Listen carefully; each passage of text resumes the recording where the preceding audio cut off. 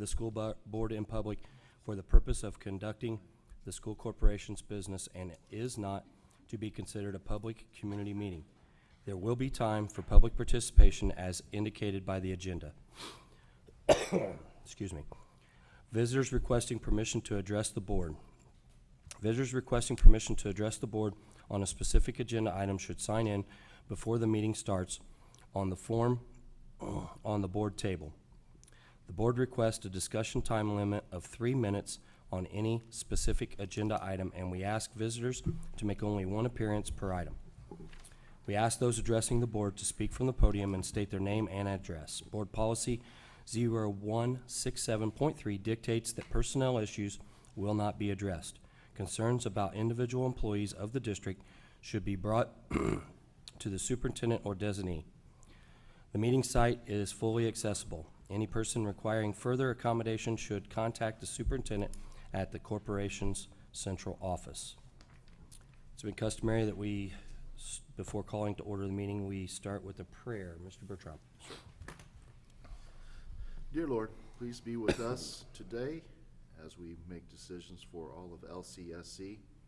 Please be with all of our teachers, all of our students, all of our staff, as we will be ending school session next week. Please be with all those kids that graduate in the 2019 class as they go on to their next venture in life. Please be with all those that serve and protect us all around the world. In your name we pray. Amen. Amen. The Board of Trustees respectfully requests those guests and visitors in attendance to be courteous and silence their cell phones. Thank you. Pledge of Allegiance. Mr. Hurd. I pledge allegiance to the flag of the United States of America and to the republic for which it stands, one nation, under God, indivisible, with liberty and justice for all. Roll call. We show all board members present. We have a quorum. Mission statement, Mr. Hurd. Lebanon Community School Corporation will cultivate and reach every student by influencing and enriching their lives through the power of education, and do so in a positive and safe learning environment. Good news. Dr. Taylor. Thank you, Mr. Ware. I appreciate that. It's my pleasure to bring to the board and the audience this evening several items of good news highlighting our students and staff here in Lebanon Community Schools. First, I want to compliment the high school for their honors night last week. It was a great pleasure to watch a number of students, primarily seniors, but all the way freshmen, sophomores, and juniors, receive recognition, and for a number of our graduates to receive significant monetary contribution for their achievements.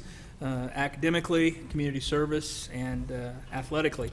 So it was a great night, and I know, Mr. O'Rourke, I'll get this number wrong, but I think it was over $2 million in scholarships that the class of 2019 received, and that was through the hard work and effort of every kindergarten teacher through AP teacher. And so it was a great honor to, a long honor, but a great honor to sit through that experience, and congratulations to those families and students that received the recognition. I also want to share at this time, Lebanon Middle School participated in the Indiana Association of School Principals Junior Academic Bowl. This is a statewide competition and includes divisions for all core academic subjects along with several interdisciplinary phases as well.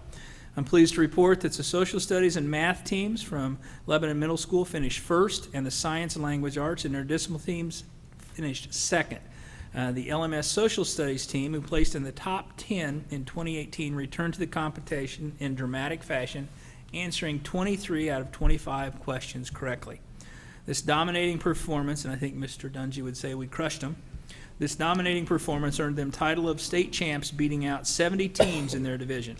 The 2019 Junior Social Studies Class 1 state champ team has consisted of Alexander Immenheiser, Gabe Shores, Tate Della Rosa, Monty Trishol, Vaughn Royal, Joseph Reinhardt, and the team was coached by 6th grade social studies teacher, Mr. Ed Gurka, and our 8th grade teachers, Mr. Carter Harris, or 7th grade teachers, excuse me, Mr. Carter Harris and Eric Williams. So congratulations to those young men and women and that served on that team and for their achievements. Moving on to here at the high school, it's my pleasure to announce to the board yet again a continuing tradition at Lebanon High School. Philip Betts and Lucas Farrell have been named National Merit Scholars for the 2019-2020 school year. These two students will be considered in the next stage, which is a National Merit semifinalist who will be announced in September. As you may recall, for the last 2 years, we've had members of the graduating class of Lebanon High School achieve that highest academic honor. And so this is, again, these two young men are moving into that same arena, and we wish them the best of luck and congratulate them on their achievements too. Also, senior Celeste Jones has received this prestigious honor of winning first place in the senior division of the state's Indiana Association of School Principals 2019 Martin Luther King Jr. Essay Contest. Over 200 essays were submitted from around the state, and Celeste's essay was chosen as the lone first place winner in the senior age division. As the first place winner, Celeste will receive a $500 cash award from IASP, and she's to be congratulated for her work. Also, a couple of other Lebanon High School students, senior Hannah Tingle and sophomore Mela Donner, were submitted essays, and so we congratulate our students there. And then finally, just to finish up with some good news, last month, our LHS senior work-based learning students, Sarah Hammerly and Elena Sell, planned and hosted a Family Feud night of games to fundraise for local nonprofits, including our Boone County Mentoring Program, our Mental Health of America of Boone County, Sylvia's Child Advocacy Center, and the Boys and Girls Club of Boone County. And these games were accompanied by a silent auction, and all proceeds went to local nonprofits. And so it speaks again highly of the community service that our young men and women provide, that goes beyond just lip service and goes into action and generates funds that go to many needy families across Boone County. So it's my pleasure, a little long, but always nice to present to the board the achievements of our staff and students. Thank you very much. Thank One you. other thing, the building trades house. Oh, well, Mr. Tate. Well, we had a snag on that today, so. Oh, There. okay, never mind. The good news is it's finished. It's a beautiful home. It is. And we still have a signed purchase agreement. And We so do. we still are moving forward with that. But again, it's another great example of what our high school kids, it's a full year project. Yeah. And let me compliment Mr. Acton for the work he does, because it's not only learning to build a house. The young men that are here involved with him, they're learning responsibility. They're learning everything from safety to skills and trades that they can apply upon graduation from school. So we may not have sold the house yet, but we did a great job for a bunch of young men from Lebanon High School to prepare them. So Yeah, okay. there is always a silver lining, even in Indiana when it's 41 degrees outside. Sorry. Thank you, Mr. Herr, for bringing that to our attention. I appreciate it. Thank you very much. That was a late arrival this afternoon. Approval of minutes. I need a motion to approve the minutes from our April 16th regular meeting, our April 26th public hearing, and the May 3rd special session. Make motion. Mr. Herr, I'll second it. Mr. Bertrand. Any questions? All those in favor signify by saying aye. Aye. Opposed, same sign. Motion carries. Audience to visitors, we have no one signed up. Consent agenda for routine business matters. Mr. Tate. Yes, my pleasure to report to the board and the community this evening. Our monthly financial report shows these percentages expended as of April 30th. Our education fund, 31.84%. Operations fund at 24.48%. At this time, I'd ask for approval of claims numbered 48282 through 48534, and the payrolls dated April 26th and May 10th of 2019. The claims totaled $2,477,950.98. The payrolls totaled $1,626,674.17, for a total of $4,104,625.15. Request approval of the claims and the payrolls, please.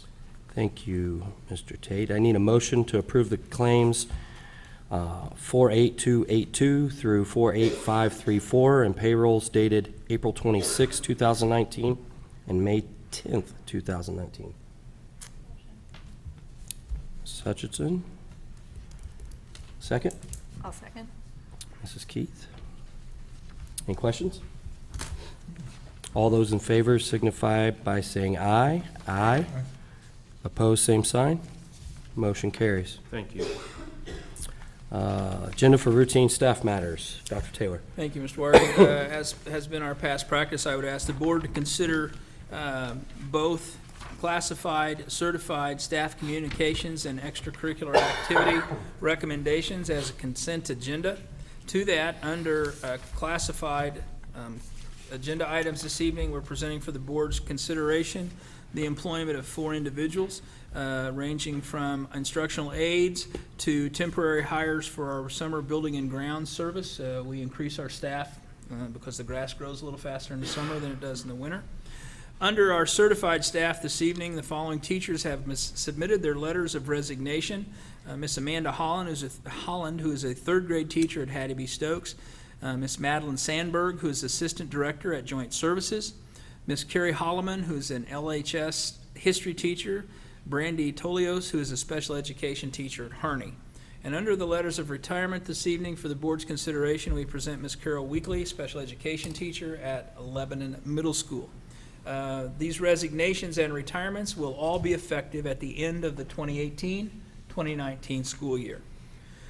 Then under staff communication this evening, I bring for the board's consideration Mr. Dungy's recommendation that Stephanie Hilton for a homebound teaching position. This position was posted internally, but there were no internal applicants, and we advertised the position on Apple Track, and Mrs. Hilton had applied. Also, Mr. O'Rourke is recommending this evening Mr. Joey Boyer as the high school band director, who will be replacing Mr. Conrad, who will be transferring to the middle school. So that's a recommendation that I concur with from Mr. O'Rourke and present that for the board's consideration. Then under extracurricular this evening, we have several, because we are introducing it with Mr. Levine's recommendations, a number of our spring sports.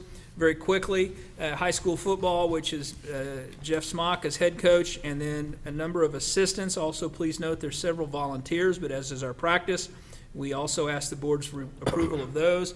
Under high school volleyball, we have Mr. Mark St. Martin, as well as, again, several assistants for varsity assistant, junior varsity, freshman, and again, some volunteers.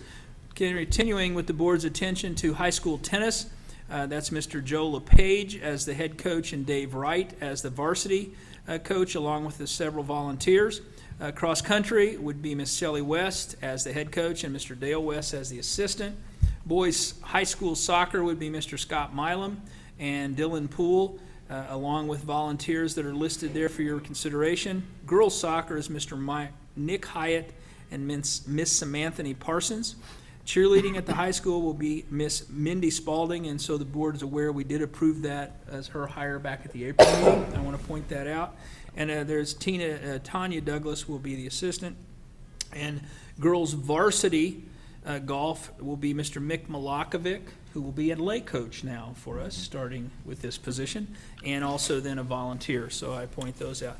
And then also this evening, Mr. Levine, athletic director at Lebanon High School, is recommending Miss Candace Huckstep as the Lebanon High School head girls basketball coach, and Mr. Cody Edwards as the freshman baseball coach. This is due to Jared Long's resignation.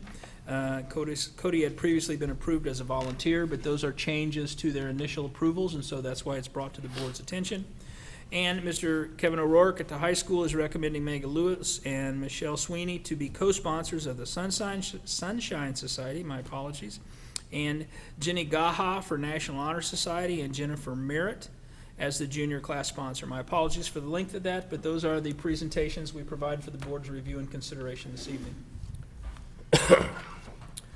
Okay, I need a motion for the agenda routine staff matters consented for A, B, C, and D. I'll make that motion.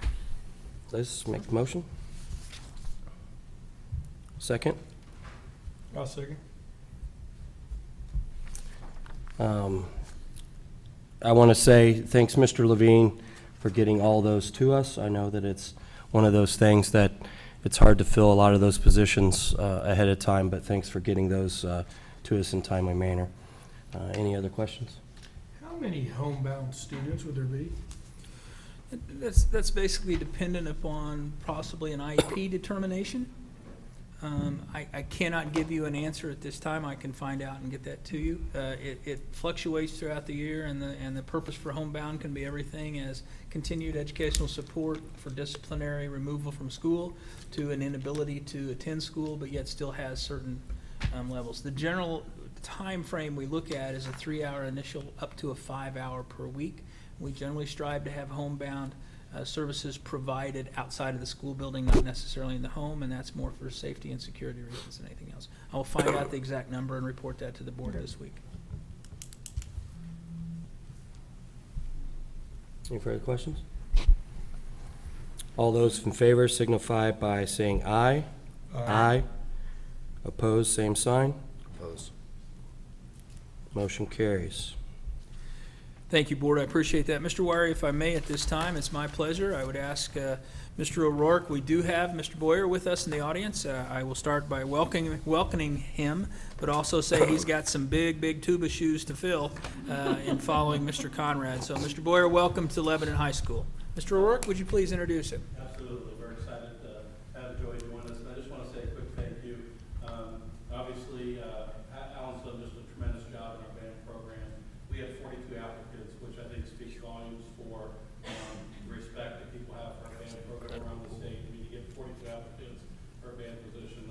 I've talked to some of my peers at other schools, and they get nervous if they have a band opening. We have 42 applicants, and like I said, I give Alan credit for that because he's really put us back on the map. And I say back because, as many of you know, we have a strong band tradition here.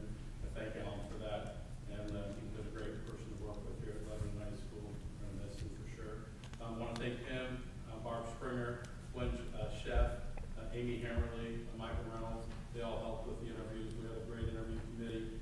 We interviewed our top 7 candidates out of that 42, and they were lengthy and comprehensive interviews with a lot of background checks. And Joey was definitely our #1 candidate, unanimously by the entire committee. We were really excited when we met with him. He comes from Twin Lakes. They have a wonderful band program there. He's been there about 15 years, and they did a tremendous job up there. And their band program has a great deal of success.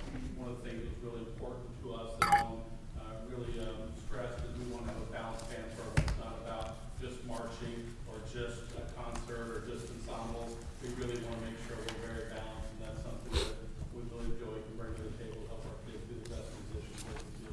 So I'm very thankful and happy to introduce you to Joey Boyer. I don't have much to say other than I'm looking forward to getting started, and it's going to happen here pretty quick, I think, and looking forward to building upon the success that Alan and Barbara have put in place here at Lebanon, and just carry forward the tradition. Thank you. Thank you.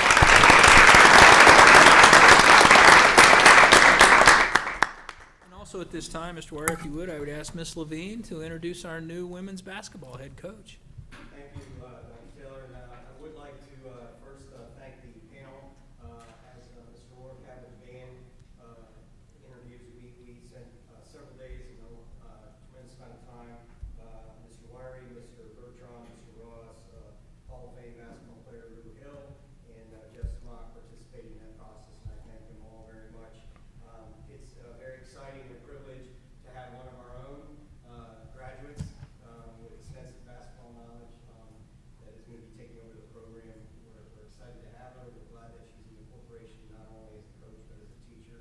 I think she'll be a tremendous role model for our kids, and we're just raring to go. So I'll let Candace speak. My husband can attest that when I talk about basketball, I tend to talk a lot, so I'll try to keep it short. I just want to say thank you for the opportunity. I'm really excited. I think many of you guys share the same vision that I have as far as the direction the program can go and the potential it has. So I just want to say thank you for the opportunity, and I'm excited. Go Tigers. Thank you.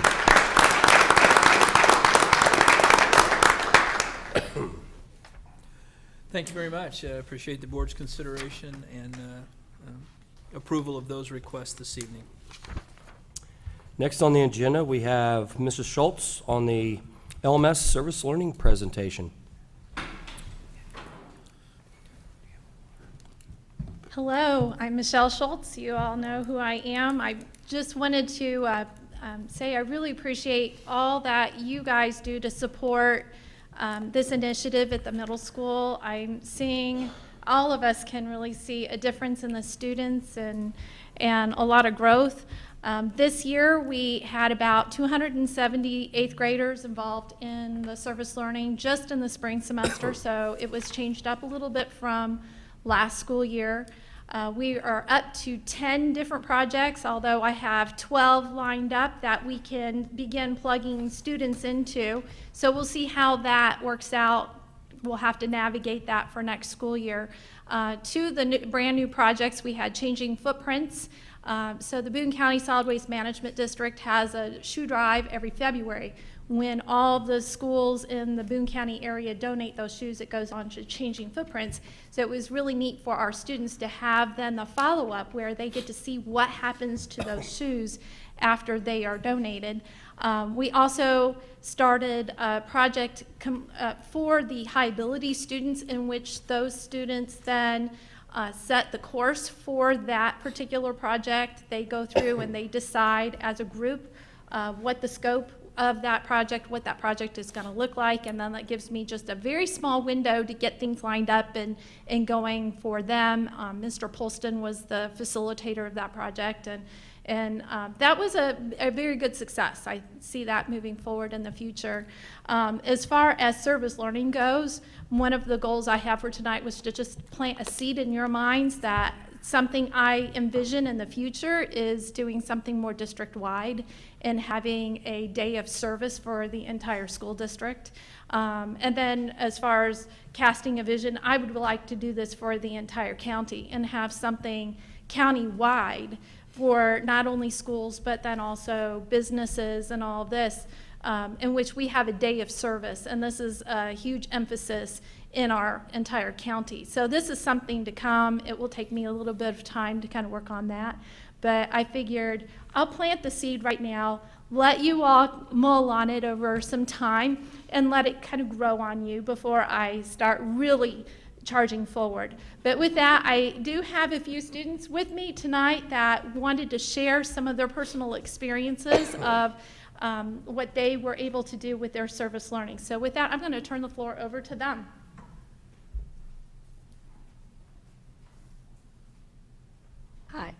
Hi, I'm Elizabeth Welch. I went to the fire department, which I got to talk to Mr. Wiry, which the whole speech was pretty empowering because there was a lot of teamwork stuff that has really helped.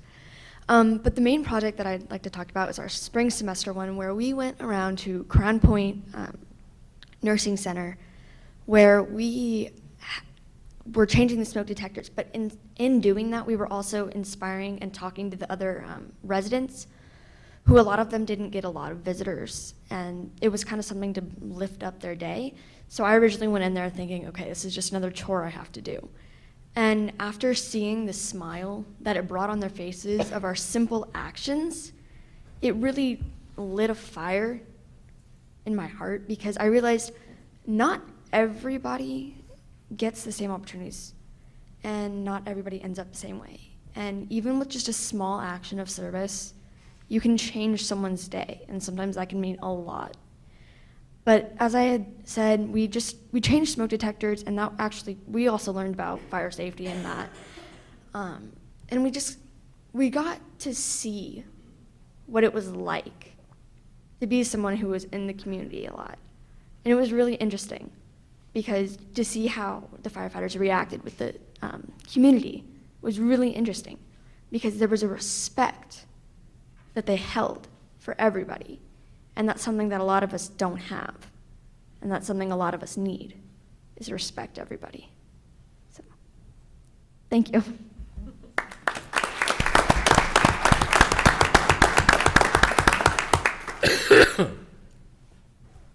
Hello, I am Gracie Stoller, and I was involved with the Caring Center. Being involved with the Caring Center was a very interesting experience. The first time our group had met, we were guided by Mr. Fisher, who taught us about what it was like to live in poverty. It was stunning to learn that 1 in 8 Americans live in poverty and have to go through things like that. The first opportunity we got to meet Mrs. Hainers was on the second week when we went through the poverty simulation, which was really interesting because we got to see what it was like to live in poverty. For example, somebody could lose their house in just 1 week from living a normal life, and they can, or failing to pay the mortgage, they could lose everything. On learning this, I was glad to go and help out at the Caring Center when I got the chance to. I sorted through baby clothes with friends while my other peers sorted through clothes and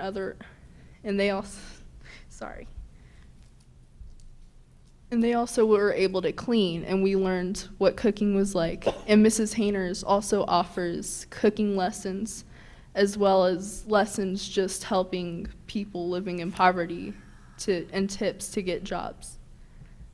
I was glad to help out at the Caring Center, and I'm sure my peers were as well. It felt nice helping out people, seeing as I do hope to go into a career in the future where I do help out people with psychology or something along the lines of that. But I would definitely go back and volunteer my time if I had the opportunity to. Thank you.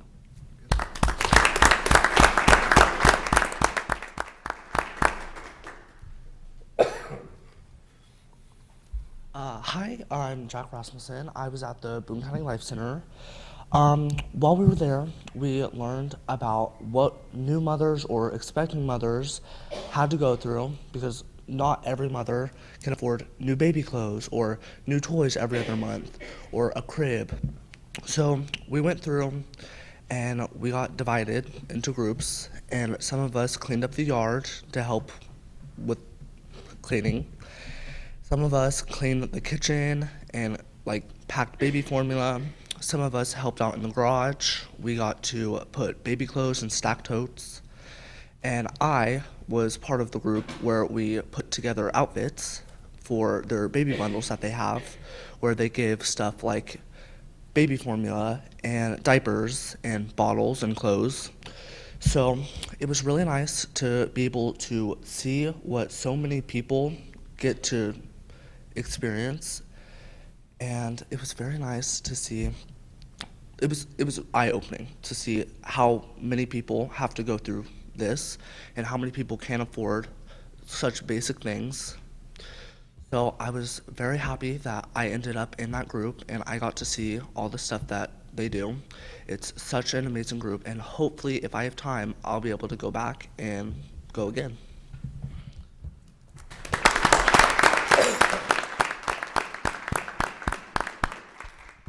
I want to say thank you. That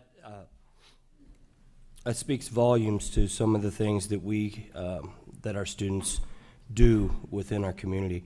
On the fire department, we've been with the project since the first year, and this year it was kind of a little bit different. When we went to Crown Point, we've went to Maple Manor before. We've went to the trailer parks before and handed out smoke detectors. But one thing that this has spawned, your guys going there has spawned where we are doing a complete evacuation drill and interacting with the children or the elderly even more. Because like you said, they don't get very many visitors. They want to see people. So it helps us in how we are going to be able to evacuate the facility, and that is something that's happening within the next couple weeks. So that spawned from our visit there of just changing smoke detectors. So I want to tell you thank you for that. I was going to say, is this the third or fourth year of this, Michelle? Third. Yeah, I mean, it's obviously has grown, and it's good to hear feedback from the kids. And your first name, Welch? Elizabeth Welch. When you talked about respect, I mean, that's absolutely awesome to hear, because a lot of people don't have respect or they don't understand respect, and I appreciate you talking about that. So best of luck to you guys. So to Ms. Schultz, I want to thank you. This is the third year, but again, continually amazed. And if you recall, when we did Good News, we pointed out a couple of high school students that had gone above and beyond in the area of community service. And that this doesn't start on that very senior year. It starts with the dedication and the compassion that you've shown, and you're representative of your classmates and all those who participated, and I want to thank you. It goes way beyond just simply learning in the classroom, making a difference in the lives of so many people, including yourselves. And I think each of you kind of expressed your own benefit from participating, and so I want to echo the words of the board and say how much that's appreciated. And I know we have a couple of community member service providers here this evening, and I know they say how much that's appreciated. And a tender act of kindness goes so much farther than a dollar bill sometimes. So to the parents that are here, thank you. These young men and women that spoke this evening didn't just come to school one day and say this is what we want to do. They have lived a life of influence from friends and family members, and that's reflected in their actions. So please take pride in what you've done to help create these young men and women. My challenge to you, continue to do what you do. Continue to be leaders among your peers and among your community. It'll be tough at times, but the benefit will far, far outweigh the sacrifice, I promise you. So thank you very much. Thank you for being here this evening. Thank you for what you did for Lebanon Middle School and Lebanon Community. Mr. Dungy, my compliment to you. They're a reflection of the school, and you get a lot of the bad stuff from Lebanon Middle School, but you also need to celebrate some of the good.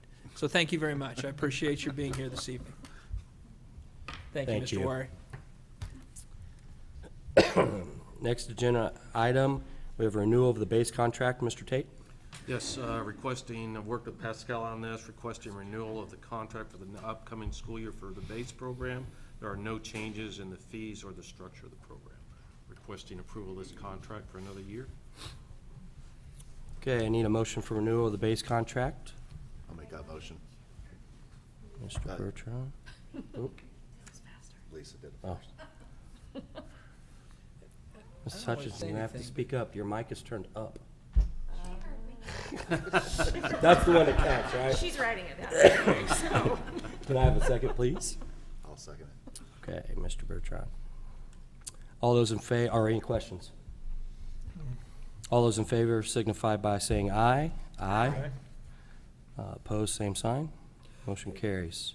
I do want to point out that, again, we had people leave when Mr. Tate started with his portion of the agenda. I don't want him to feel bad. Well, and you've got like 5 or 6 right in a row. Okay. Just saying. Okay, the next one, renewal of our Young Scholars Pre-K program. Also Mr. Tate. working with Pascal on this, the Young Scholars Early Kindergarten program that he's works at Hattie B. Stokes and Perry Worth. Again, no changes in this, asking for renewal of this contract for 1 more year. Okay, can I get a motion for the renewal of the Young Scholars Pre-K program? I'll make the motion. Mr. Hurd? I'll second. Keith? Do we have any idea how many we have enrolled in that? I know it's not our program. We I believe it's provide the 15 in space. each building, pretty close to that number. 15 in each building. Mhm. Do you- How many? 17? 17 14.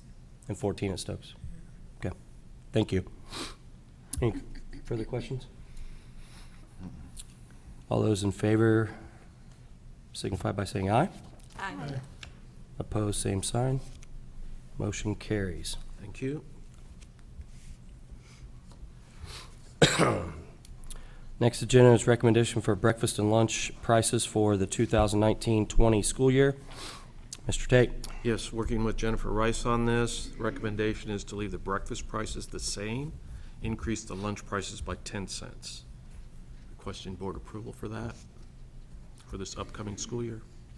Can I get a motion for approval for the breakfast and lunch prices for the 2019-2020 school year?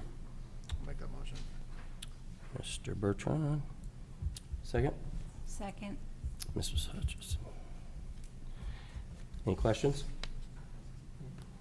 All those in favor signify by saying aye. Aye. Opposed, same sign. Motion carries. I just got a question. Yes, sir. And this was just on the news, and I know this has happened in the past. Do we know, like when a child is getting down on their balance? Balance. Is it stopped at 0, or do they get to go a couple of bucks under, or is there something that's sent to the parents? I don't want to speak specifically for Jennifer, but I know they do notifications Okay. before they do give them the new, different type of meal. Right. But everybody is fed. But they no do matter get a what. meal. Yes, There's no correct. doubt about that. Yes, sir. Okay.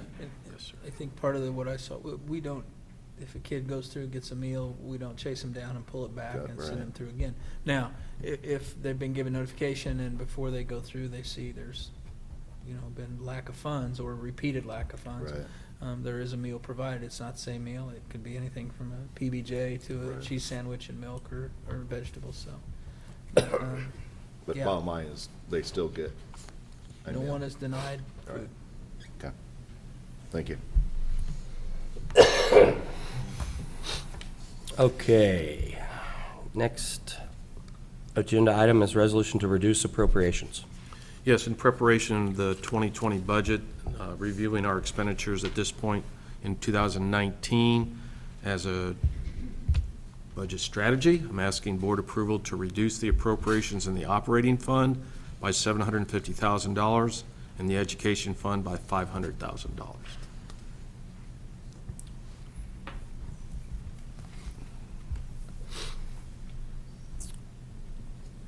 Okay, can I get a motion to approve a resolution to reduce the appropriations? I'll make the motion. Second? I'll second it. Any questions? All those in favor signify by saying aye. Aye. Opposed, same sign. Motion carries. Thank you. Next agenda item, you got a bunch of them, like boom, boom, boom, boom. I've been working really hard. Resolution to transfer reoccurring amounts from the education fund to the operations fund for 2020. Yeah, as the board is remembering, we did this last year. The education fund dollars are provided to us from the state, and with the restructuring of the funds and the restructuring of some of the payments, you're allowed to transfer money from the education to the operation fund to meet those expenditures in the operation fund. This year, we set it at $275,000 a month. I'm recommending that we continue that. If you follow the legislation, one of the legislation is they've established a guide per se, that they want that transfer to be 15% or less. This will keep us at about a 14% rate, and there are some schools that are transferring 18 and 20%. So asking board approval to continue in 2020 the transfer of $275,000 a month from education to operations.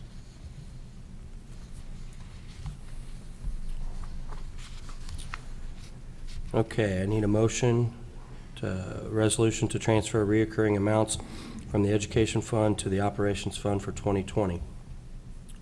I'll make the motion. Second? Second. Mrs. Hutchinson? Any questions? And this is the amount that we talked about in our last budget cycle that we were going to Correct. transfer until the complete This is our first year. transformation between. This is one- our first year, and it's like I said, Right, from one we're system to living it. another. Right. First time in 2019. The reason I'm asking for it at this time for 2020, it helps me prepare the budget for 2020. Okay. And if I have to present this to the DLGF of what our plan is, we could still make an adjustment in our plan, like this December, I can say, hey, we need to do more, we need to do less, or we can continue with our plan. So there is a chance, when it comes near the end of the year, to make an adjustment if so needed. Okay, all those in favor, any further questions? I'm sorry. All those in favor signify by saying aye. Aye. Opposed, same sign. Thank you. Next agenda item is recommendation for SRO salaries and assignment of an SRO Level 2. Mr. Tate. Yes, working with Sergeant Smith and Dr. Taylor, looking at the hire dates and the time these people have been with us, and looking at their salaries for 18-19 and proposed 19-20. I recommend the salaries that are listed in your background notes and an increase in the level for Mr. Mark Tibbs.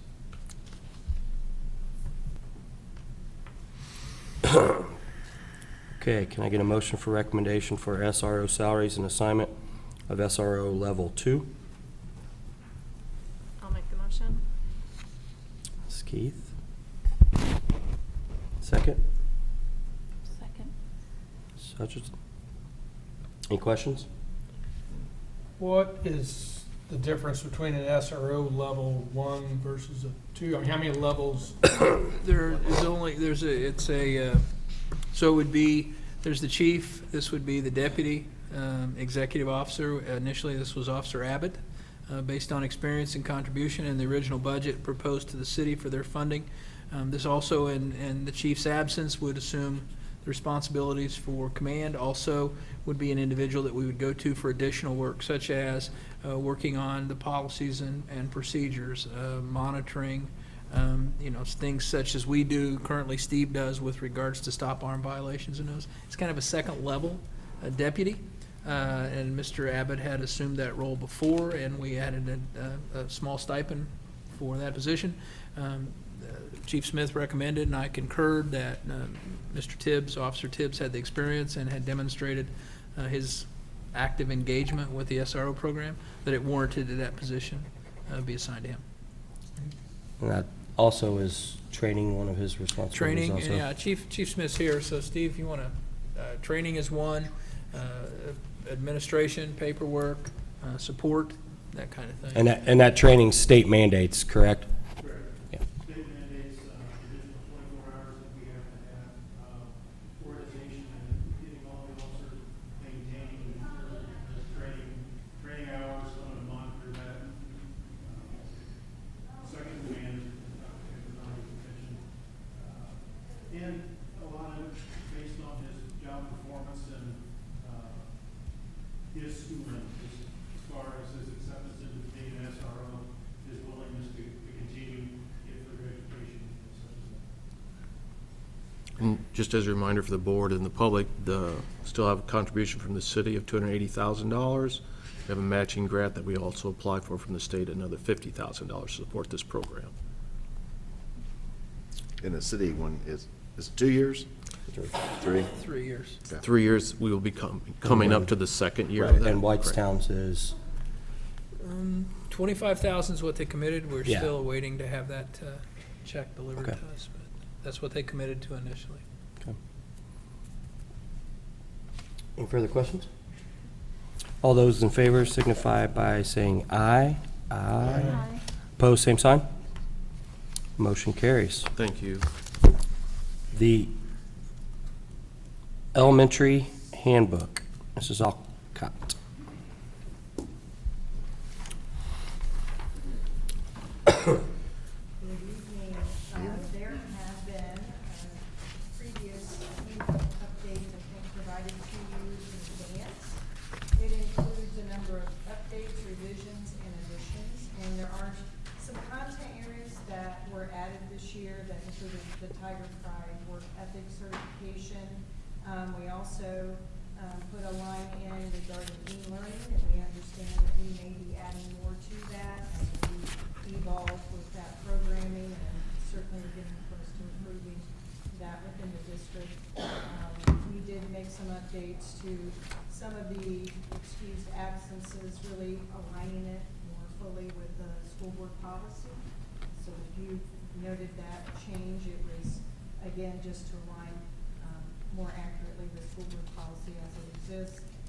In the discipline section, you'll notice that we've added a segment on e-cigarettes, and also under the intimidation discipline area, nonverbal and non-physical threats were added as well, so you'll notice that.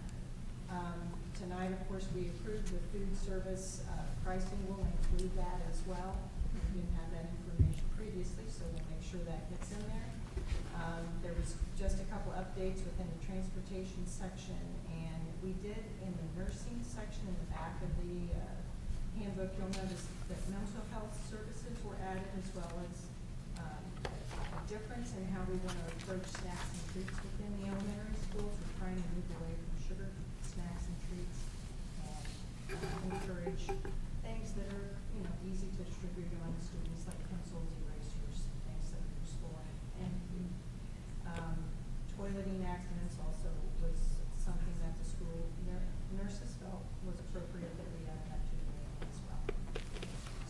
there any questions? I can try to help.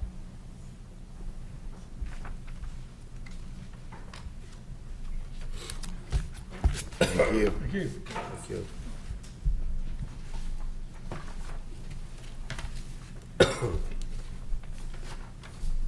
Okay.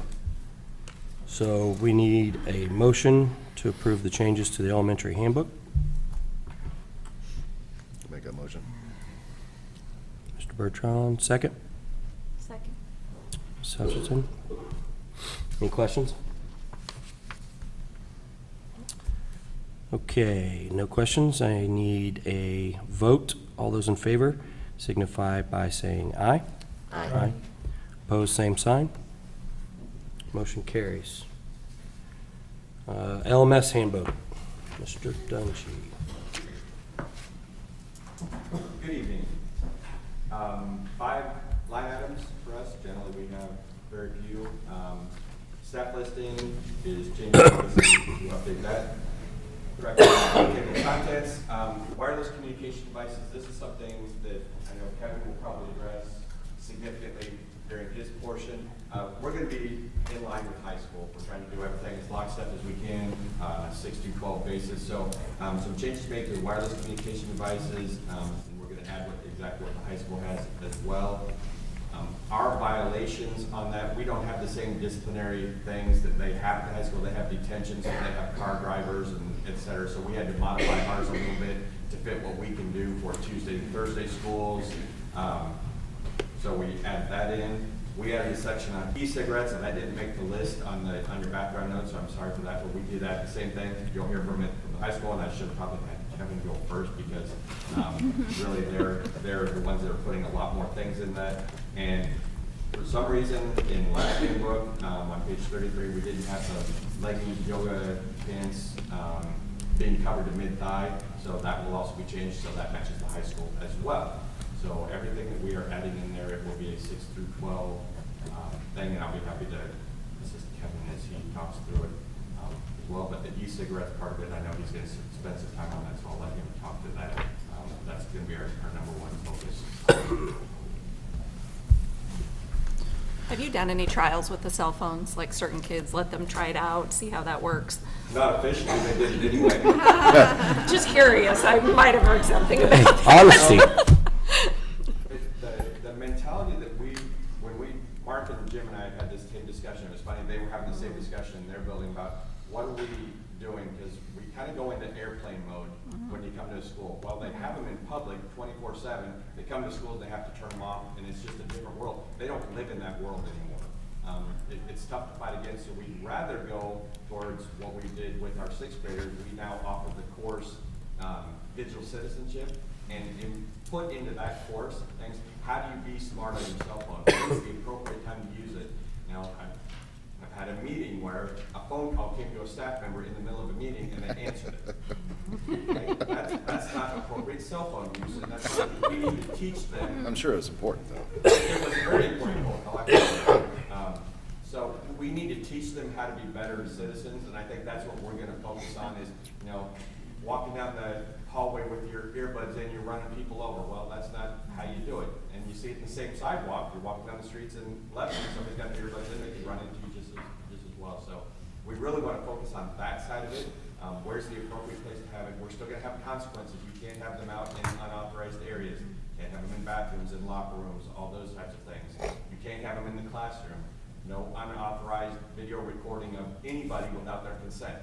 That's illegal. You can't do that. So how are we going to address those as they come forward? That's the education part of it, I think, is going to be key. I think it's really well written, and I think it's great. I think it's probably both of you. Very well written. It's very well written. Whoever that goes to, Yes. but no, I think your philosophy is spot on, though. Can you turn to page 15 and to the HERA annual notice and tell us about that? Page 15. My numbers may not be exactly the same as yours because my. You can just look at it and give us a report later. Give you a report later? Yeah. Sure. Set this. To start with. It's about asbestos-containing material. Asbestos Yeah. materials? I got that from Don. Okay.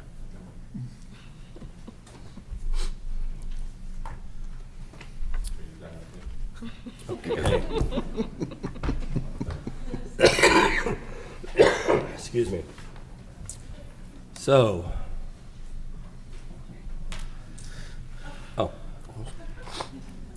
we need a motion to approve the LMS handbook. I'll make the motion. Mr. Herr. Second. I'll second. Mrs. Keith. Any questions? All those in favor signify by saying aye. Aye. Opposed, same sign. Motion carries. Mr. O'Rourke. On to the high school.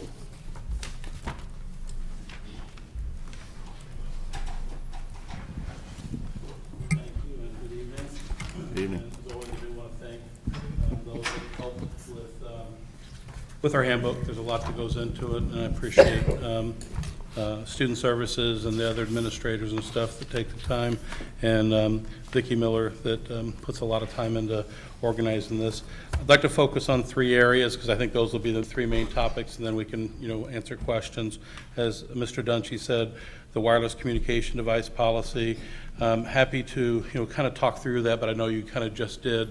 But as Mr. Dungy said, it's something that we want to try to work with our students to be better users of their technology and know when it's time to put it away and know when they have a few minutes to take a look at things. And so you asked a question about if we piloted, and we did this year, a second semester during lunch. We allowed students in the lunchroom to use their phones. And it was still weird walking around, like, what are you doing with your phone out? But, oh, wait, we said you can. But I think it went really well. We didn't have any issues with the kids, and honestly, I think they appreciated the opportunity during lunch to be able to communicate with people they needed to communicate with, or check their Twitter accounts, or whatever it was, because, as Mr. Dunn said, that's their world. And so because of that and the way they used it, we thought, you know what, let's look at times where it's non-education time and allow them that same access. One of the things I do want to point out that is, I think, was added after you got this version, so let me jump to that on page 21 to 23. We did add a line, it was mainly for safety. I think you may have got it late about the earbuds and how many they can have in. And so the wording will be, students may only use one earbud when plugged into a wireless communication device in order to be aware of their surroundings. Students using 2 earbuds will be in violation of the wireless communication device. So that way, if they're in the lunchroom or if they're in the hallway and an announcement comes on, or we have an emergency, or a teacher calls their name, they can hear what's going on. So that was an addition that I think came late, but I wanted to touch base. So is there any questions on the wireless communication device piece of this? The second one, as Mr. Dungy alluded to, is obviously, there's a huge increase in juuling and e-cigarettes and the tobacco use and so forth. And so we talked to some neighboring schools to see what they were doing, because they're all experiencing the same thing. And one of the things with our nearest neighbor, Western Boone, was they have a really, I like their policy. It's 5 days out, whether it's possession or use. If you're bringing tobacco in school, we're supposed to be a tobacco-free campus. We don't want kids going home saying kids are smoking in the bathroom and things of that nature. So we kind of jumped on board with that and said, we're gonna, we'll make sure the kids know, but if you're gonna bring it on school, whether you're using it, because the problem is they're using it, they're sharing it, oh, I didn't get caught, or, and honestly, with some of the new things that kids can put in the electronic cigarettes, we have to be very careful. And so we feel like we need to take a pretty serious stance on kids bringing electronic cigarettes, Juuls, pods, and the things that go into pods and all that on campus. So happy to answer any questions you have with that, but like I said, we did try to do our due diligence on looking at different policies before we decided to get a little more aggressive with ours. Any questions I can answer with that? Kevin, Yeah. I talked to Steve before this, whether this was Carmel. Our kids do get a ticket Yeah, issued by if the they're Of age. ticketable. If they're 18 or older, they don't get a ticket. Yeah. But if they're under 18, absolutely they do. A ticket for smoking? Or possession, because it's a, we see if you can answer, but it's illegal whether you're in possession or using it when you're under the age of 18. Oh, yeah. Because you have to be 18 to purchase. Yeah. Is that correct, Officer? Given by the SRO? Yes. Okay. Yep. And then the other third one that I I want to touch base on is, and this was really confusing, and I want to apologize up front, and I think you guys got some extra things that you probably were wondering on pages 28 to 43, looking through that academic section. What we're doing is we're trying to align the course description guide and the academic information that was approved in December and use that same wording and format in here because that's up to date, and that way it's not confusing if parents are looking at one document or the other. But through that, there are some pages that were put into this that make no sense. And so if I could ask that if you would eliminate pages 37, 38, 39, 40, 41, 42, and the top of 43. If you notice, those were all like AP courses that were put in there when they cut and pasted, and I think it made it into your version. Does that look familiar? And so that really shouldn't have made it into your version, so that was some extra stuff that got sent over. With that, hopefully the rest will make a little more sense, and I'd be happy to talk about the changes Student Services recommended, just like on, most of the changes would be on pages like 45, starting in that area where you see a lot of red and green, 45, 46, 47. That area, I'd be happy to talk about any of those specifics. A lot of it is just wording, changing from guidance to student services, or using some of the common lingo, some of the things with changes in course requirements. So is there anything in that area? I know that could be a little confusing, but I'd be happy to answer some questions. There's also a lot of changes with academics. And then the last thing I just wanted to note, as Mr. Dungy said, under our handbook, we have the entire LCSC standardized dress because it's all part of one policy. And with the addition in the middle school handbook, adding the addition of the yoga pants and then the covering to mid-thigh, we'll make sure that goes into our handbook also. So it is, so if someone's looking at it and they see elementary, middle, high school, they see the full LCSC policy. So we'll update that based on the middle school's recommendation there. I think, that's the main parts. Is there any specifics that you would have other questions on? Thank you for your time. Thank you. Thank you.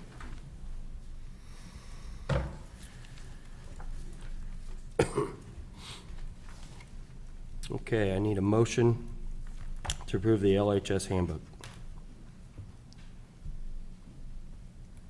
I'll make a motion. Second? Second. Ms. Hutchinson? Any questions? All those in favor signify by saying aye. Aye. Opposed, same sign. LHS Athletic Handbook, Mr. Levine.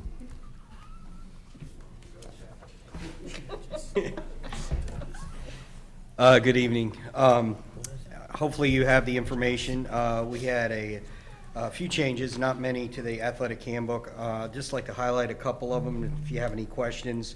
We really wanted, the first section, the changes, we really wanted to add something in the handbook about parent communication, the chain of command, the 24-hour rule. We talk about it all the time. A lot of our coaches have it in their policies, but we don't have it in the actual handbook, so we added that into the handbook.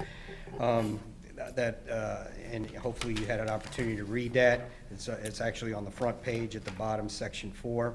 That is all new as far as into the handbook. We had our athletic insurance, the policy that was written in the handbook as far as insurance for student athletes was not correct, not what we're following. So we changed that. That there's an understanding that the students have never really needed to have athletic insurance. We had the opportunity here at LCS to provide that for them. We no longer do that. They sign the back of the physical, which is a risk waiver, and with an understanding about the insurance situation. So we just want to clarify the wording in the handbook on that. The other 4 changes, I want to thank Dr. Kraft from Witham and Susan Stroud, our trainer. They really sat down and hammered this out. I helped in the process, but they did most of the work, and I thank them for their help. Is all related to medical policies and procedures regarding concussion, sudden cardiac arrest, and basically our trainer and our partnership with Witham. We kind of pulled it out. It used to be 1 page. to give a little bit more detail on how we handle concussions, how we handle sudden cardiac arrest, and also continue to include the law that we must follow, the state law, the National Federation, and the IHSA Federation. So all those 4 changes are basically something that we hammered out, the 3 of us. I will say that all the Witham schools are going to have the same policies in their handbooks, athletic handbooks, as we are here at Lebanon. So again, we were the ones that kind of started that, and I'm pretty proud of that distinction to be able to get those policies written. The only other things that I wanted to highlight is we no longer use a gold card for participation, which most of you know. If you have a student in athletics, we use an online registration process called Final Forms, so we had to make some changes in the handbook regarding Final Forms. This will be our 2nd year going into the Final Forms process. So it's still a work in progress, but we're very pleased with the time saving. I know we've heard very positive feedback from parents. It'll roll over this year because the middle school is involved with us. So the 8th graders will kick in, and there'll be less paperwork for the parents to do, and it is just an easier process than what we used to do. And then all the other changes are just to help with pages like Roman numerals and things like that. Anybody have any questions? I want to say thanks for the concussion. I know this last year we had a lot, and it was kind of gray and not spelled out as detailed as this is right here, and I think this is very helpful. I also think this part about the section on communication is important as well. Thank you for adding that.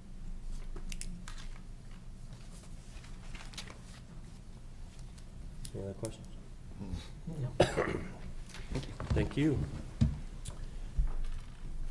So I need a motion to approve the LHS Athletic Handbook. I'll make a motion. Mrs. Key. Second? Second. Mrs. Hutchinson. Okay, any questions? All those in favor to approve the LHS Athletic Handbook signify by saying aye. Aye. Aye. Opposed, same sign. Motion carries. Request to purchase Cisco Unity voicemail and call manager license agreement. Mr. Martin. This area system we're requesting is a renewal. It's a 5-year license. Lowest bid was by Process in Norcross, Georgia. They have the state QPA, but they also, that means we don't have to take this out for true state level bid because the state has already bid it. Total cost is $83,209.45. It's 450 phones, and ends up being about $37 a device per year across the 5 years.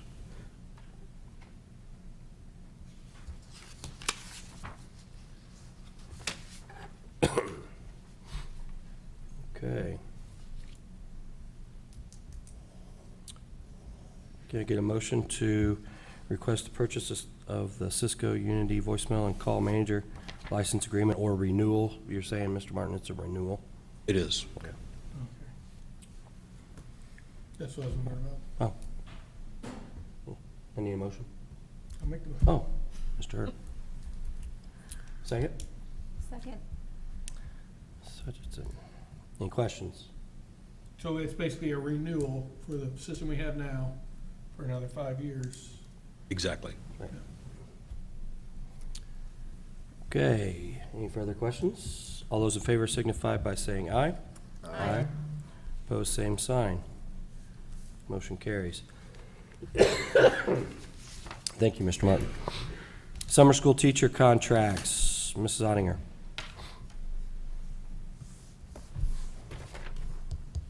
I was going to say, you saved the best for last, but Mr. Tate is following me, so. Thanks for letting me come up tonight. I do this annually to ask for approval for the summer school teachers. They are all in their background notes. Summer school will be our third grade IRE remediation, and then our traditional courses that we offer here at the high school. So So I will entertain any questions, but ultimately looking to get those teachers approved so we can get contracts ready for them to start. These are just the standard classes that we've offered years past? Yes, sir. Okay. I just noticed we had a teacher from another school district. There's no issue with, I guess, with contracts or anything like that from I appreciate one the school? question. So we push out, I am very lucky, the elementary teachers are elementary principals are coordinated by Dr. Dye, and then Mr. Reynolds at secondary level coordinates the secondary courses. And both of them pushed out all this information to all teachers across the corporation looking for someone who's interested in teaching that geometry section, and unable to get any interested teachers from our corporation to teach geometry.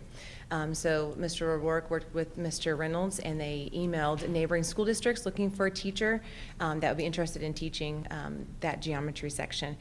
Please note that the section will not go unless we have 15 students, and currently we do not have 15 students in that section. So all of these teachers at the secondary level do know that their courses will not go unless there's an average of 15 students. Okay. So yes, we do have a teacher from Western Boone, and there is not a conflict. Mr. Reynolds has vetted that out. He did extensive background checks as well, and talking with Western Boone, and got her contract as well as her days so we could figure out her daily rate. Okay. Just as a point of information too, we have traditionally gotten 80 to 85% reimbursement from the state for these Right. courses. Right. Any other questions? When is the cutoff date to know if you have enough students? That's a great question.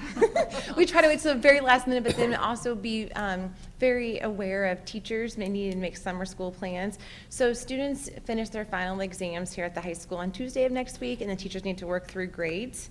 So with that being said, we want to make sure that any student doesn't earn a passing grade in a course that they can sign up. So ultimately, we'd like to say Tuesday, but I think we'd wait and see till Thursday to get there.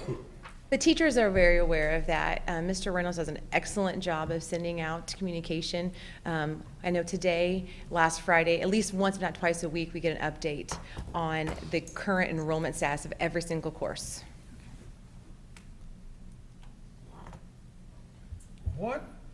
What would happen to the students if you have 13 or you have 10, you don't have enough to do the class, but these students need this?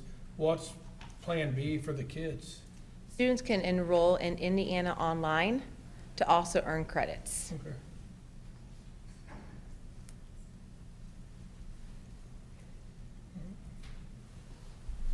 Thank you.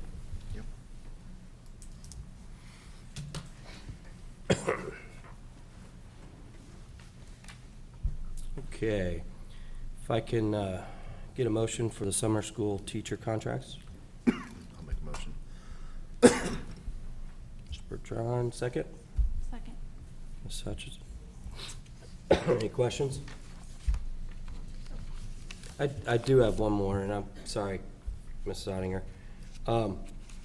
How many of the secondary are not full yet, or to that point to where they may, do you have that information that they may not be held? I know you said algebra is at, There's currently 5 sections that are not at capacity, but we will work with those numbers too. So if we have 14, we can limit that average to. okay. But there's 5 currently that are not there.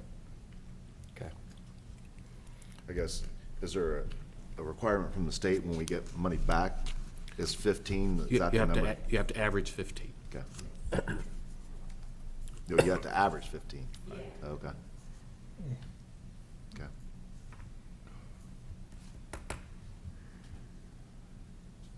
Any further questions? Thank you.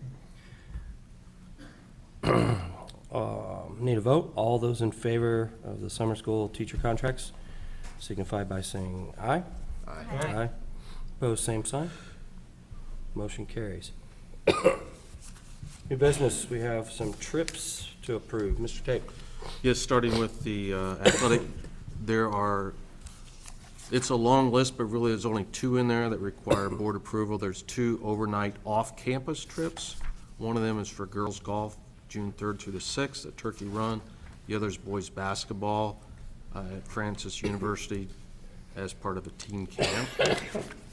Then the next trip is Hattie B. Stokes 5th grade to Camp Tecumseh, planning this for the upcoming school year.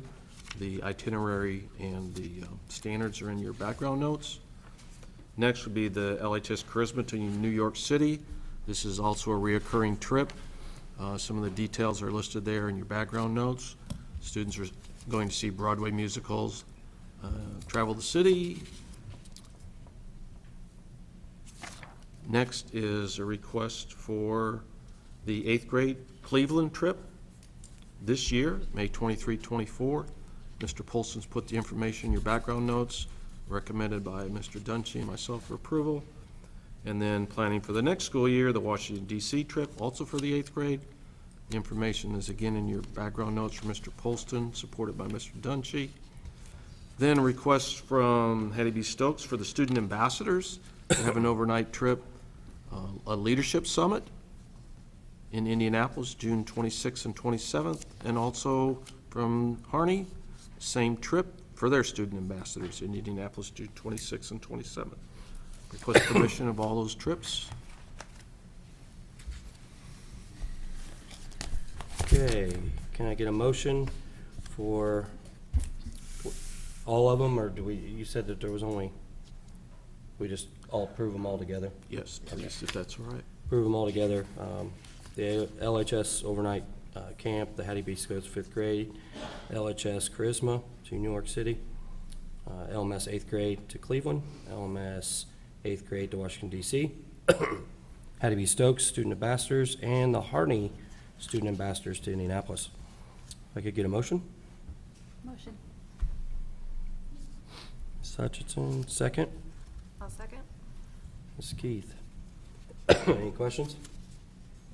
Not a question, but I'll just comment that I think it's great that we continue to offer all these different opportunities. It's so important to get the kids out and doing different things, and just like the service learning, but experiencing. It's very nice that our teaching staff puts these together and administrators help them with that. And Yeah. you're correct, it's a special experience for all of them. Absolutely.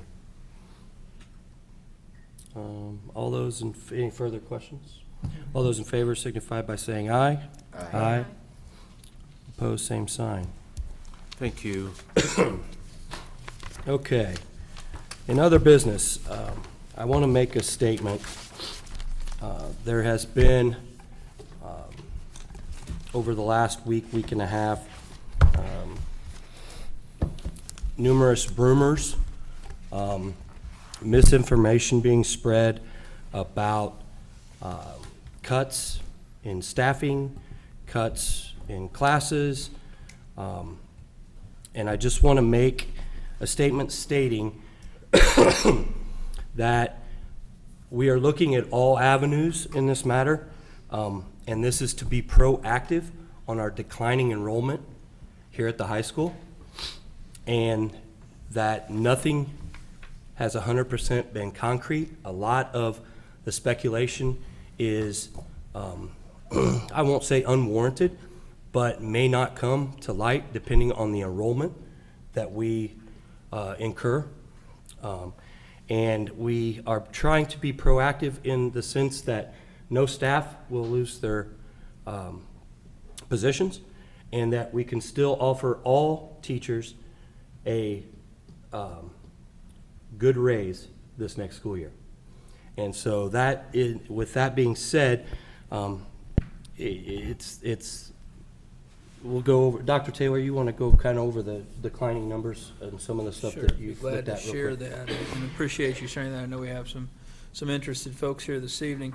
As we have noticed and have shared over the last several years, we've seen a trend in our total enrollment for LCSC for all 6 schools, and then specifically here at the high school, we've seen a consistent and steady decline in numbers. Keeping in mind that under the Indiana funding formula, enrollment numbers are what drive revenue. General tax dollars no longer go to support staff funding, and that's all staff. And so we have continued, and the board has continued to keep that in mind and face the challenge of maintaining a exceptionally low tax levy for everything but staff, and then doing what we can with the declining dollars that are resulting from our declining enrollment. So going back to, say, 2015, we have had from ADM date September to ADM date September, and at that time we had one ADM date, so that's one time the state would capture the enrollment, attach $6,000 basically per student, and send that as our state tuition check. We have declined as a corporation 92 students. 65 of those students have been here at the high school. If you look at that same time frame, but now move that to the end of the school year, as a corporation, we have declined 158 students, with 121 of those students being at the high school. Will we recapture some of those? We certainly hope to recapture, and we've had some luck with that. But the downward trend has continued to show that enrollment is declining. And as enrollment declines, where almost 86% of your general fund is spent towards personnel, you have to look at then how do you maintain the personnel compensation, wages, and benefits. The board has done a great job, as I will remind folks. Several years ago, the board took $600,000 of rainy day money and put that towards buyout options to try to bring down more tenured staff salaries and allow us to continue to provide compensation and raises. I'm not mistaken, I think we've given the last 2 years about $1,500 raises for staff. And then also we're able to, as we not only talk about teachers, let's remember we have bus drivers, custodians, food service workers, instructional aides, secretarial staff, all have to be considered. With that too then, looking at just the consistent numbers that we've lost, it's approximately on the average of $390,000 to $450,000 we lose in revenue through the decline in student enrollment. Add to that, over the last, again, that same time frame from 2015 to today, we have lost $1.6 million from state funding in the Complexity Grant. Complexity Grant's based on a calculation relating to free and reduced and special education. Our student population, while declining, has not declined in those areas at the same ratio, but yet we're still trying to offer services and pay staff and support when we are confronted with a $1.6 million loss. Then also we look at new money that comes to us each year with the declining enrollment. We're predicting for next year we will have only $50,509. I believe our utility bill for the month of January, February, and March increased that same amount. And yet we're still committed, as the board is, to trying to provide for compensation that's appropriate, still maintain educational programming that we can within the parameters of what we're able to offer. As Mr. Wiry mentioned, we cannot really predict enrollment until we have students come through the front door. And so if we look at just what we have at the end of the school year, that's significant in that we were concerned enough. So actions had to be taken. Primary concerns were not losing positions. If you recall, a number of years ago, we riffed 12 people. Fortunately, we brought 11 of them back. I do not want to go through that again. So looking at that, I provided the elementary with a directive that there would be a hiring freeze until after 1 July, so we could see what those resignations and retirements brought and the alignment of enrollment. Our early kindergarten, several years ago, we averaged 300 students per kindergarten. We're down now along the lines of 260, 270, 280. We would love to see 300, 310. We also have seen this year, again here at the high school, 99 students who've withdrawn for a variety of reasons, primarily to attend homeschool or virtual school. Will those students come back? If they do, great. We get their attendance and enrollment, and we can then staff appropriately. So those decisions were made based on long-term analysis and trends. Will that require some realignment of services? I'm sure it will. Are we trying to minimize and trying to ensure that we provide appropriate and educational programming? We will continue to do that, and the principals are working towards that. But there are cuts you have to make. Master schedules have to be put together. You have to make a decision at some point. This is the projection of what we may have, with the understanding, as Mr. Wiry said, if the numbers are there and the funds are there, there's no reason why, if we haven't terminated people, we can't reassign within our school corporation. So while I'm sure there's concern about these things, you need to look at the overall picture, as we've done in working with the administrative staff and trying to look at this. Timelines and configurations are all dependent upon a variety of factors. It's just not one decision made based on one variable at one time. We've looked at trend data going all the way back. If you look all the way back to 2012, which would be during my tenure, we had here at the high school 10,045 students. 1,000. 1,000. 1,000, what did I say, 10,000, Yeah, yeah. We were a big school, we're not Yeah. that big. And then this year, we opened the door at 976. We're currently down to 920. And so we have some that come to us, but we have more that are leaving us. We've looked at a variety of different concerns. Why are students that reside in Lebanon attending other public schools? What amount percentage of our students are attending private or charter schools? We try to look at that. We try to work with high school student services section and try to determine why people are leaving. I will tell you, some of the reason they depart is because of the availability of residential housing in our community. And we tried to address that. We'll continue to try to address that with what we can. So, right now, the newest twist that we have, the legislature has put back into the budget process a second ADM count.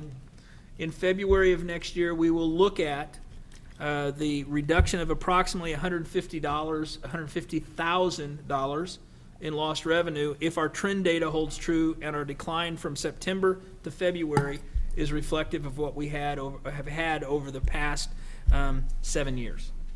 So again, trying to be proactive. It's not a snap decision. It's a decision that's been made with consideration and discussion across the board.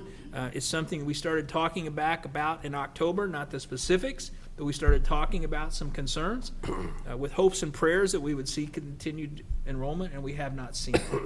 So it's a K-12 influence that we're looking at as far as where we can help to make those decisions in staffing that will allow us to continue to, one, meet student needs, provide educational programming that's appropriate and relevant to students' long-term desires, whether it's post-secondary or whether it's moving from elementary to middle to high school. Two, maintain and pay all staff an appropriate wage that's in compensation competitive with what our surrounding school districts do and with what we feel is important to maintain quality individuals employed in our program, whether it's bus drivers that have experience, custodians that take pride in their work, SRO officers, and those are all funded. Some of them are funded not with us, but we want to maintain that. So there's a variety of reasons, and I understand the frustration, I understand some of the concerns, but there has to be a total review of what the global impact is of declining enrollment. I've pointed this out. I don't have an answer. Mr. Tate and I were meeting with one of our local attorneys earlier today, and I pointed out, when I came here in 1995, Lebanon High School was bigger than Zionsville and Westfield. That same thing can't be held today. And yet we still offer quality programming. We still offer a variety of curriculum options, one-to-one computing. I'm still very proud of what we do here and still very, very happy with the staff and the teachers that continue to work every day. We want to continue to try to work towards that. So that was maybe a little longer explanation than you wanted, but that's the review of some of the facts and figures that we have. Dr. Taylor, do we do student exit interviews when our students leave? We attempt, yes, and we implemented 2 years ago a survey, an online survey that students could, we requested that they take. We have some students that we barely get the textbooks, computers, and fees paid, much less than I know Mr. O'Rourke and the student services staff, the counselors here, try to get students to complete that. I would say on an average, less than 30% of the students that exit take time to finish the survey. We cannot withhold grades, transcripts, possessions, whatever we have, and try to get them to do that. It has to be a voluntary thing. But Mr. O'Rourke and I worked 2 years ago, I think, in trying to develop a survey. It's online. You can take it anytime. And then we don't have any way, if they homeschool or virtual school, to track where they've gone. We can't use the student number, the STN number, to try to figure out where they go. And we've done a lot of that data research, and that's where we know we do lose students to other public schools, which is concerning, and we're looking at that. But when some students just go to homeschool or virtual school, we don't know if they still reside in our community, if they've relocated with family, if they've just shut down and given up. Any further comment from the board? I mean, I just, for the people on the board in 2008, when we had to cut $1 million and cut teachers. We don't want to do that. Nobody ever wants to do that. And Dr. Taylor said we talked about this in October, and we actually have talked about it longer before that, because the enrollment has gone down. And I think some of the reason, too, that some people are upset with some curriculum that we're looking at is the work-based learning that we're doing. A lot of our kids are doing that instead of some other classes, and so those are numbers that would be interested to see, how many kids are doing that rather than some other courses. But I know that work-based learning program has really taken off, and when stuff like that happens, when those programs take off, other programs suffer from that. So, but We try to maximize the expenditure of dollars, but the revenue and generation of dollars is minimized by other influences outside of our control. So we have, I believe, about 125 students, if I'm looking to Mrs. Scott. 121 in capstone type experiences that includes building trades, the health science CNA, precision machining. Gene Haas Center, we've seen an explosion of that. Right. We've actually seen some students that have stayed at schools. We had a student, Carter Ridge, did a great job. So those opportunities are out there, and we can, and it does impact. Sure does. It's change. Change is hard. But in order to be viable, we have to be responsive to the change. And we're trying to be as appropriate in our response as possible. When you're talking to other superintendents around, is everybody other than like a Zionsville or Hamlin Southeastern, are a lot of schools having this issue? It's more, there are some, I wouldn't say a lot, I don't know. So I look at some in our conference, they've had some declining enrollment in schools that we probably wouldn't see. Some of the more rural schools, the smaller schools in Clinton County, the Clinton Prairies, the Rossvilles, Martinsville's losing 200 to 300 students. A similar sized community, but those families are relocating for employment opportunities. They're either going to Bloomington, to Monroe County, or they're driving up the road to Decatur Central. So that superintendent's just reduced staff tremendously. I talked to some, such as Tri-West and Danville. They're kind of sustaining or growing a little. You talk to a Greenwood, a Whiteland, a Franklin. I use Franklin, Indiana, as a very strong comparison to us. They're a county seat in Johnson County. They're located close to an interstate, and they have a major state highway running through them. The biggest difference is they have a college. They're continuing, though, to see growth because people that work at Cummins in Columbus have elected to find housing, and housing has been available in Franklin Community.